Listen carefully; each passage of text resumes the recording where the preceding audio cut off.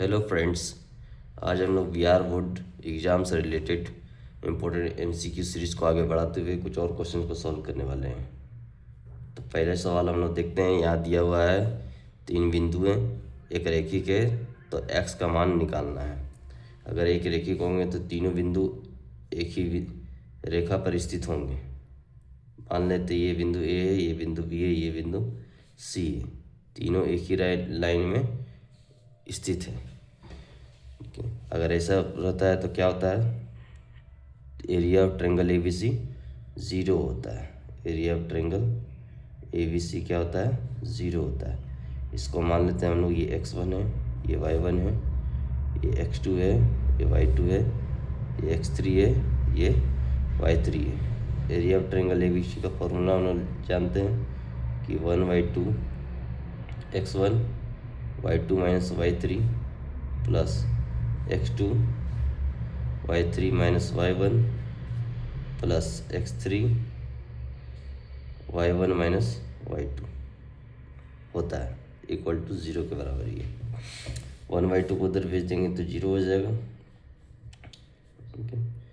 x1 का मान यहाँ पर कितना दिया है, -3 दिया है, -3।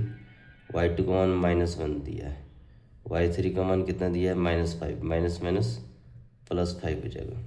x2 का मान कितना दिया है, 2 दिया हुआ है। y3 का मान दिया है कितना, -5 दिया है। माइनस y1 का मान कितना दिया है, y1 का मान x दिया है, तो -x प्लस x3 का मान कितना दिया हुआ है, 4 दिया हुआ है। y1 माइनस y2, y1 कितना है, x है, और y2 का मान कितना है, -1 है। या माइनस पहले से -1 माइनस +1 इक्वल टू 0 हो जाएगा। 1/2 को तो इधर भेज दिए तो 0 हो गया है। इसको सॉल्व हम लोग कर लेते हैं। 5 में 1 दिया 4, 4 दिया 12, तो यहाँ पर -12 आ जाएगा। ये इससे इंटू हो जाएगा तो -10, और ये इससे मल्टीप्लाई होगा 2 इंटू -x तो -2x हो जाएगा। फिर इससे मल्टीप्लाई करते हैं हम लोग तो 4 इंटू x 4x हो जाएगा, और 4 इंटू 1 4 हो जाएगा, इक्वल टू 0। इसको हम लोग सॉल्व कर लेते हैं। तो ये -12 -10, 12 10 22 हो गया माइनस में, और प्लस में 4 है तो 22 में 4 घटा दिए तो 18 आ जाएगा।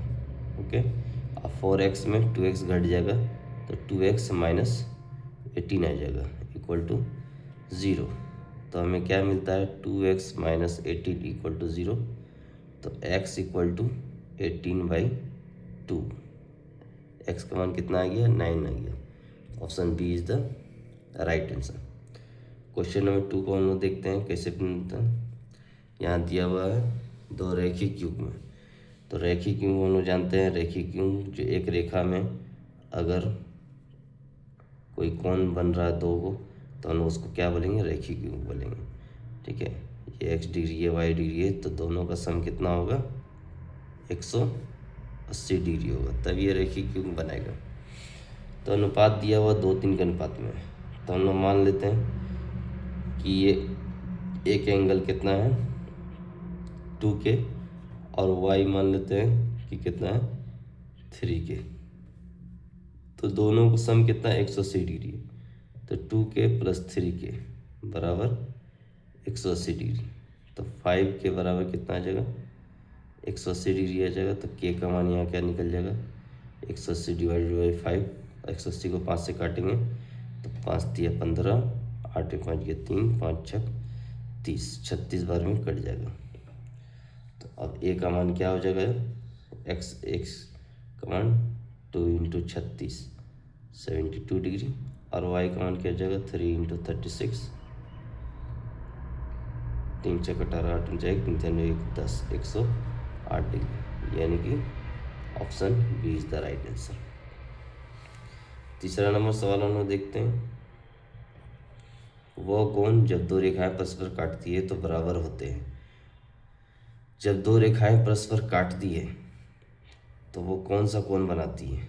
अगर ये 2 रेखाएं हैं, इसका नाम L1, इसका नाम L2, ठीक है, दोनों रेखाएं आपस में काटती है तो इसको हम लोग क्या कहते हैं, वर्टिकली अपोजिट एंगल बनाती है। और ये दोनों बराबर होते हैं, ठीक है। इसको बोलते हैं वर्टिकली अपोजिट एंगल, हिंदी में ऊर्ध्वाधर समकोण। तो option C is the right answer. Thank you.